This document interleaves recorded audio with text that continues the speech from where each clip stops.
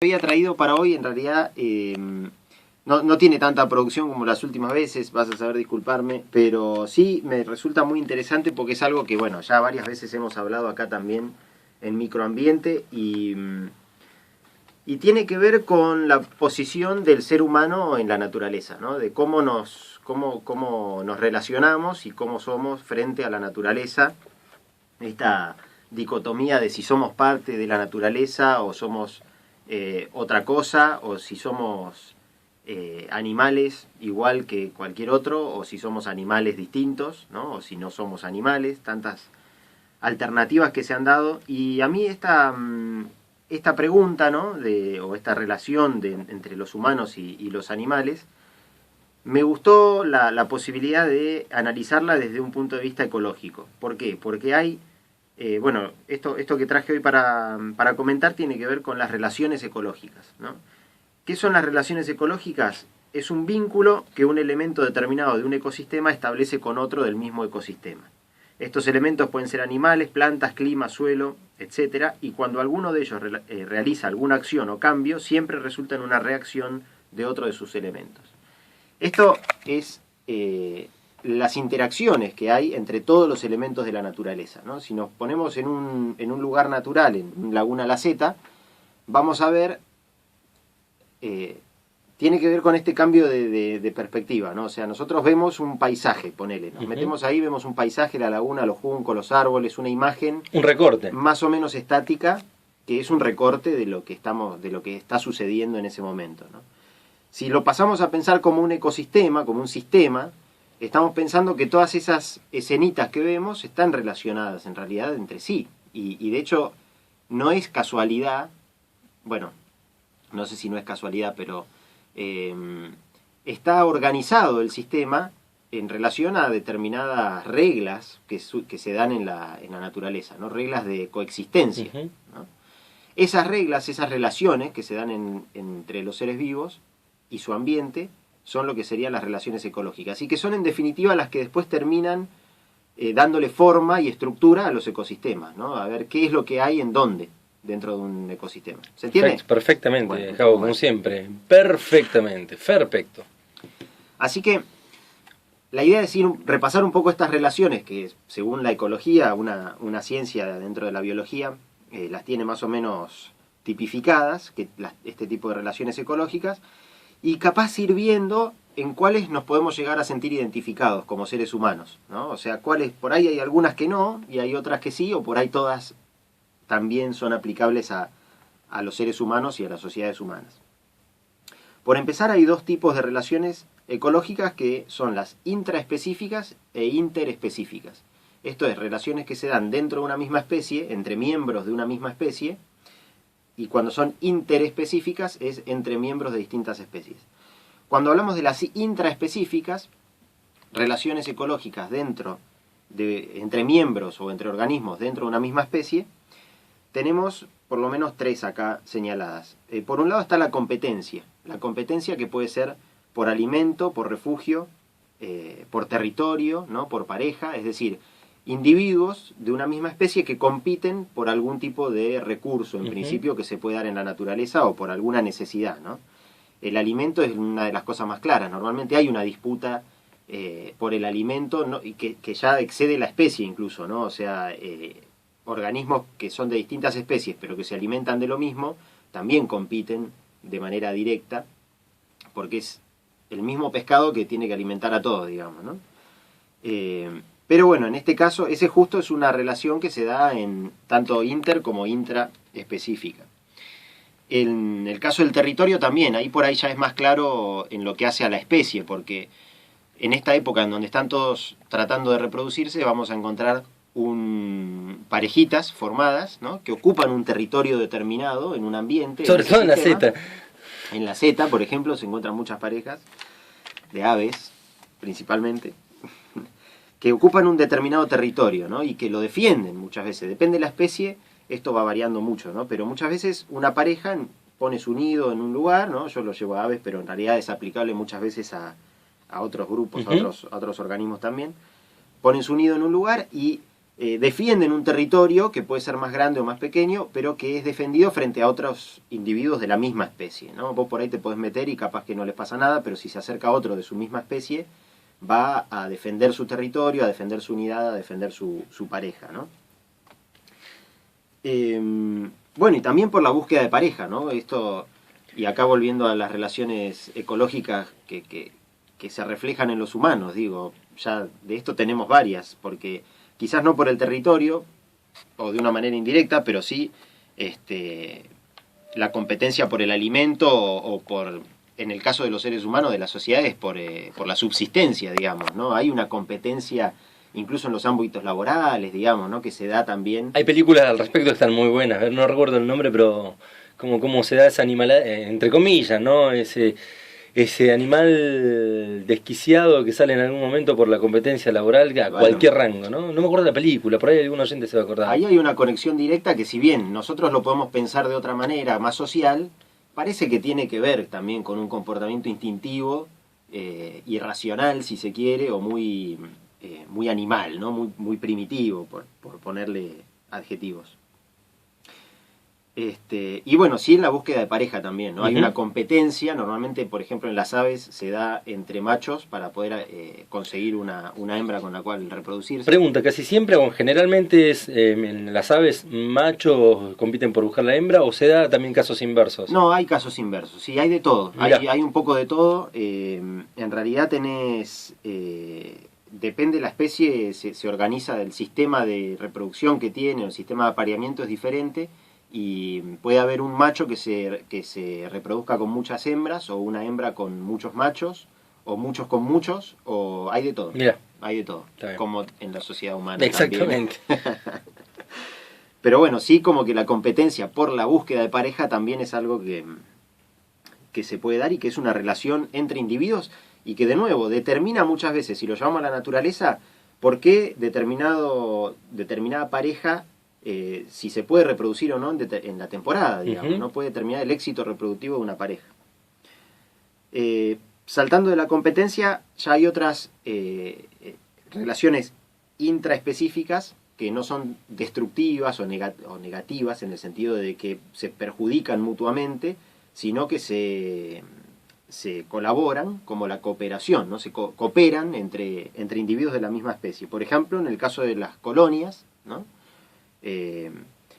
Colonias en el sentido, este artículo lo mencionaba en los corales, ¿no? Porque es el coral en el fondo marino, es como que se va agregando y distintos individuos para formar una gran colonia que funciona como un superorganismo, ¿no?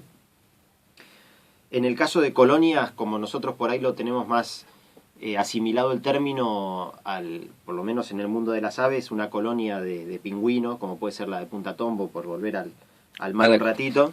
En realidad son colonias desde el punto de vista que, bueno, son un montón de parejas que se agrupan para reproducirse y para nidificar, y que tienen ventajas también, y que es una manera de cooperar. No es quizás una colonia en el sentido sino que es más un comportamiento gregario, digamos, que se juntan porque se benefician mutuamente, el hecho de hacer esa reproducción todos juntos en un mismo lugar, ¿no? En un mismo espacio. E incluso al juntarse ahí para reproducirse, ¿también hay competencia interna hacia adentro? Hay competencia territorial, pero los territorios son muy pequeños, ¿viste? Son muy pequeñitos, o sea, el territorio es el nido, y quizás tenés algunos metros a la redonda hasta donde está el otro territorio, claro, ¿no? Lo que se reduce es el territorio, pero sí hay una competencia. Hay competencia, mirá. ¿Tenemos que hacer un corte, no? Yo te aviso cuando digan. Bueno, después está la cooperación o las relaciones familiares, ¿no? Internas, como esto que vos me decías, de los sistemas de reproducción, como la poligamia, la monogamia.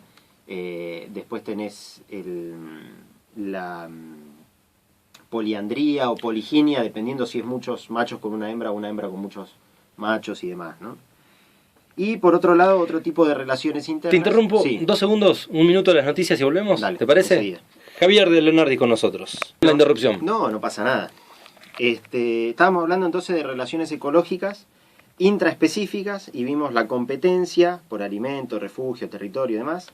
La cooperación, cuando es una relación positiva, digamos, donde se benefician entre sí, en caso de colonias, de bandadas, ¿no? En el caso de los peces, de cardúmenes, cuando se agregan los individuos para tener en realidad es como para tener una menor probabilidad de ser comidos o de ser dañados ante un evento externo, ¿no? Como esos cardúmenes chiquititos que parecen formar una masa de un animal más grande y que se mueven al unísono, Sí, todos, qué totalmente, hermoso. totalmente. Pasa en aves también y en realidad tiene que ver con esto, ¿no? Con generar un núcleo en donde todos tengan una ventaja, digamos, al estar reunidos, ¿no? A pesar de que haya alguno que les vaya mal, Claro, igual, claro, digamos, claro. ¿no? Y también hay relaciones de tipo jerárquicas en la naturaleza. En el caso también de colonias, por ejemplo, podemos pensar en las hormigas o en las Abejas. abejas, en los organismos de tipo social, en donde bueno, hay distintos roles jerárquicos en las colonias que bueno, no tienen como la misma función cada individuo, ¿no? Sucede, así a grosso modo, la pregunta no tiene por ahí nada que ver con lo que estás hablando, pero sucede en estos organismos sociales como el de las abejas, las hormigas, que se producen, ¿cómo se puede hacer? Que se salen de la línea, se salen de sus roles en algún momento determinado, algunos individuos de esa colonia. Loquitos, decís vos. No sé, qué sé yo, que van para otro win en algún momento determinado o están armados de determinada manera Sí, que... sí, sí. Sí, no, yo creo que, no sé en realidad de casos puntuales, pero seguramente que los hay. Si hay una regla en biología es que siempre hay excepciones. O sea, En todo el sistema. incluso en esta regla Perfecto. también. Porque nunca vi un documental, yo no lo vi, el documental que trate, por ejemplo, específicamente un tema así. ¿no? Claro. Sí, en lo social tenemos grandes Sí, documentales sí. de este tema, pero no en la biología. Pero seguro que hay casos. Yo no sé, sabría decir ahora, pero seguramente que sí. Listo, no interrumpo más, pero me gusta mucho No, y este bloque. el otro tipo de relaciones ecológicas son las interespecíficas, o sea, relaciones que se dan entre organismos de distintas especies, ¿no? Que acá es donde por ahí es lo que más influye a la hora de esta estructura del ecosistema o de esta organización que podemos llegar a ver en los ecosistemas si la buscamos, ¿no? Por ejemplo, bueno, acá también depende de cuál relación sea, hay un organismo que se beneficia y el otro que se perjudica, los dos que se benefician, los dos que se perjudican, uno le puede perjudicar y al otro serle indiferente. Por ejemplo, en el caso del parasitismo, es cuando un individuo vive a expensas de otro, ¿no? Hay uno que es el huésped y el otro es el hospedador, ¿no? ¿Está bien? Ponele. Uno es el parásito y el otro es el que lo alimenta, entonces hay uno que se perjudica porque está cediendo su materia, su energía, su alimento a un parásito que lo recibe sin el esfuerzo, digamos, de... ¿La sanguijuela es un caso así o La no? sanguijuela es Un parásito, es un parásito externo porque se adhiere, ¿no? a la piel de otros animales y le chupa la sangre, es decir, le toma parte de su materia, de su recurso. Los parásitos pueden ser externos, internos, o incluso hay un caso de casos de hiperparasitismo donde son parásitos que viven en parásitos. O sea, son parásitos de parásitos. Una mamusca del parásito. Pero bueno, siempre es un organismo que se beneficia, el parásito, a costas de otro que se perjudica, porque es como la lombriz solitaria, digamos, ¿no? O sea, yo me alimento y en realidad va a parar toda la lombriz y me está perjudicando, ¿no? Después otro caso similar es la depredación, cuando un organismo se alimenta de otro, lo depreda, obviamente hay uno que se perjudica, que es la presa, y uno que se beneficia, que es el depredador, ¿no? Ahí entramos nosotros en esa categoría, ¿no? Yo creo que ahí entramos, sí. sí. No sé si en el de parasitismo, No, sí, pero ojo, porque también puede ser que algunos ideas consideren al ser humano como un parásito de la naturaleza, ¿no? Como que se está beneficiando a costa de la naturaleza, ¿no? Como que el perjudicado acá sería toda la naturaleza. En la depredación seguro, porque nos alimentamos de otros seres vivos, de otros animales, en un sentido más organizado, ¿no? No lo vamos a cazar a la naturaleza como hace cualquier otro carnívoro. En ocasiones sí, pero en general la depredación de carne, por ejemplo, que hacemos también entraría dentro de esta categoría. Nos beneficiamos a costa de otro. Después tenemos la herbivoría, que también puede llegar a darse. La herbivoría es en los animales que son herbívoros, pero que no necesariamente matan a la planta, digamos. Puede ser un forrajeo que la disminuye en su volumen y lo que sea, pero la planta sobrevive y sigue viviendo. No conocía el término. El forrajeo o la defoliación también, por ejemplo, el caso de las orugas, cuando se alimentan de las hojas, se van comiendo la hoja, pero no matan al individuo directamente. Es una manera de aprovecharla, pero sin eliminarla, ¿no? es un perjuicio para la planta igual. Porque En no, algún no creo punto. que diga, che, venías... En algunos casos puede ser que haya Ujú. una dependencia de la planta que necesite ser defoliada o necesite ser Un recambio ahí de algo. ramoneada como para poder regenerarse o lo que sea, ¿no? Pero en general hay un perjuicio, pero no total, digamos, no lo mata, ¿no? ¿Cómo es ramoneada? Por ejemplo, se sube No, un gusano ramoneada arriba es y cuando- 1, 2, 3, 4 y empieza a comer. No, el ramoneo es cuando se alimentan de ramas, digamos, Ujú. o de, Ah, en el bien. caso de arbustos, ¿no? Después tenemos la competencia, de nuevo, que en la competencia, como lo mismo que en la intraespecífica, los dos involucrados se perjudican, ¿no? ¿Por qué? Claro, esto es importante tenerlo en cuenta, porque la competencia es una relación en la que los dos involucrados se perjudican. Vamos a llevarlo al caso de la naturaleza. Si yo me alimento de ratones y hay otro, si yo, un águila, ¿no? Que se alimenta de ratones, o un aguilucho, y otro tipo de aguilucho que se alimenta de los mismos ratones, o una lechuza, Ujú. ¿no? Están compitiendo por el alimento. El que me Totalmente. como yo no se come el otro, y el que se come el otro no me como yo. O sea, lo mismo, tenemos el mismo recurso, es para repartir entre distintos individuos. Y en ese sentido, esa competencia es un perjuicio mutuo, no es un beneficio, ninguno se beneficia de esa competencia. De hecho, normalmente se tiende a ver una exclusión en la competencia. En este caso, por ejemplo, de aguiluchos y lechuzas, Se analiza de esa y forma. en realidad hay una exclusión en horario, ¿no? O sea, el aguilucho se alimenta de día y la lechuza de noche. Entonces, la competencia se disminuye. Sigue habiendo competencia porque es el mismo recurso, ¿no? Pero hay un equilibrio natural, no sé si Puede haber natural un equilibrio, llamarlo, claro. ¿no? Totalmente, pero eso está bueno destacarlo, ¿no? Como Está que bueno. la competencia siempre es un perjuicio para todos los involucrados. Y esto es uno de los valores que propongo para la sociedad, eliminemos la competencia. Pero bueno, desde un punto de vista biológico lo justifica. Después tenemos otro caso que es el amensalismo, que este es un concepto bastante específico, que es cuando un organismo se perjudica, pero el otro que lo perjudica en realidad no se beneficia ni se perjudica, le es indiferente. Este es el caso, por ejemplo, de algunos árboles, como el nogal o el eucaliptos, que segregan una sustancia propia de sus propios procesos Sí, internos, que impide que se desarrollen otras plantas en la cercanía, ¿no? Entonces, al nogal no le importa, en realidad, no le beneficia eso, ni lo perjudica, pero sí perjudica a todos los que están en las cercanías. ¿Los pinos tienen algo similar o no?